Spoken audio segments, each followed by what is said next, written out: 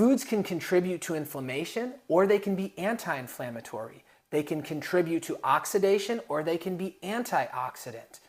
If we eat late at night, we actually decrease the brain's lymphatic ability from draining the brain and removing these things that are associated with Alzheimer's, the beta amyloid plaques and the phosphorylated tau fibrillary tangles. So we want to make sure that we're eating good food and we're eating at the right times. So if I were to just talk about food, oh man, I could go for hours. So I want to keep this bird's eye view. The research has shown that following a Mediterranean diet decreases the risk of Alzheimer's. And this doesn't mean you have to eat, dolmades and tahini and baba ganoush.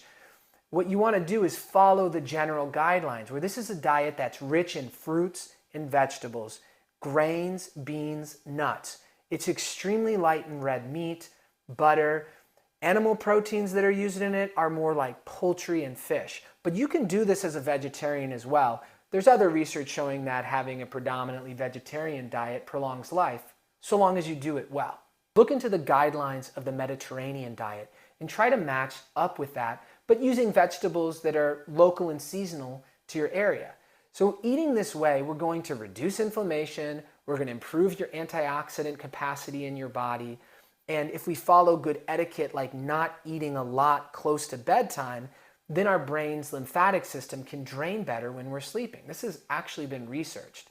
So we want to leave at least 3 hours between the end of dinner and bedtime.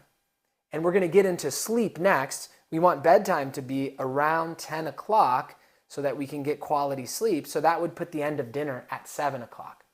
Now, as we age, we don't need as many calories, and it's much harder to stay in an ideal weight range.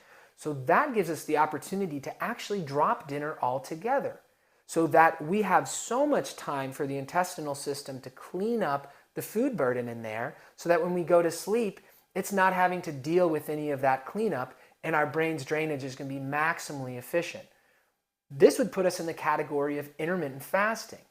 But instead of what most people do, skip breakfast, you skip dinner because you want calories at the beginning of the day to get your metabolic system going, to have energy when you need it. You don't want a bunch of calories right before you go to bed because it's rough on the digestive system and the lymphatic system, but it also is going to mean a lot of those calories get stored as fat. So if you're going to do intermittent fasting, try to just skip dinner.